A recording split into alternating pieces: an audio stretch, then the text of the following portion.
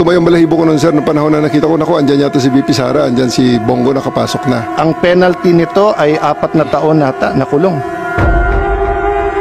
Who gave you the order? I take my orders from the Chief of the Philippine National Police. So, Chief PNP.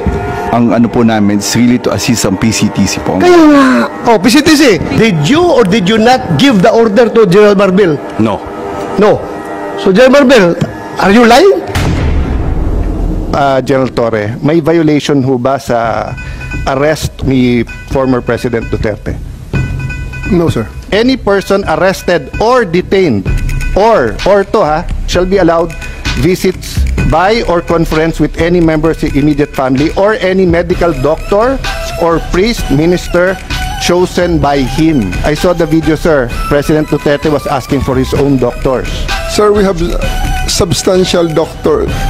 Ang sabi kasi dito, his choice, hindi nyo choice.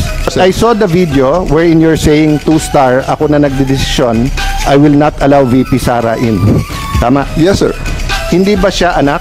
Nung nakita ko tong batas na to, nakalagay, pag anak, you cannot stop them. Ang penalty nito ay 4 na taon nata na kulong.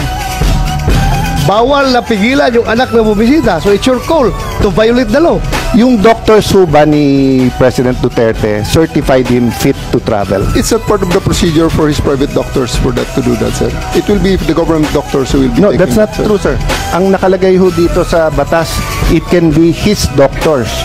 Magiging inutil yung batas if you invite your doctors and then they cannot certify. So, ang mangyayari nun, if they certify hindi pwede, sinertify ng government doctor pwede, korte ang magsasabi at kakasuhan yung doktor na nagkakamali.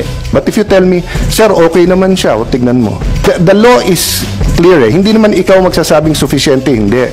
But you're supposed to allow all of his doctors in right away and you're supposed to allow his family members there and not deny them.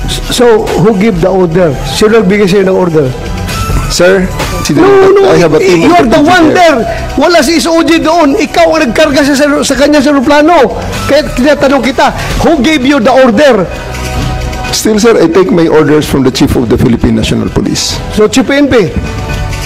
It's always the guidance that ang ano po namin is really to assist ang PCTC po. Kaya nga. Oh, PCTC, did you or did you not give the order to General Marbil? No.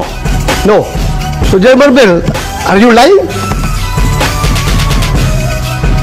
So I'm not lying, but I just want to have the executive privilege po regarding this matter. The Ay, nandito na tayo eh. Executive privilege ka dyan.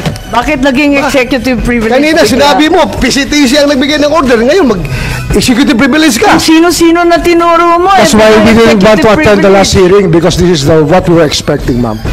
We didn't want to be bullied. We are not bullying you, sir. Ha? We want the truth. Secretary Remulla, I recall that General Torre, nagbigay siya ng interview na sinabi niya, bigyan lang ako ng eroplano. Ako nang bahala dyan. Arrest him and bring him to the Hague. Yun na. Simple as that. Arrest him and bring him to the Hague. Sagot ko lang, sir, bigyan mo ko aeroplano. O di ayos. So Secretary Remulla, nagpa-interview na si General Torre. We're not bullying him. He voluntarily gave this interview. Sinabi niya na siya talaga. Paano ba yun? Sino nag-utos sa kanya? I gave them the advice. That, So kayo number ang one, nag-utos? serve the warrant of arrest. And number two, surrender him to the Hague. That's what the law provides. So, sir, you're the one giving the orders. Well, in some ways, because I gave them the legal basis for all the actions that happened. So, you're the one giving the orders. If I have to be the one, then if I am the one No, sir. that is referred to, I will admit it.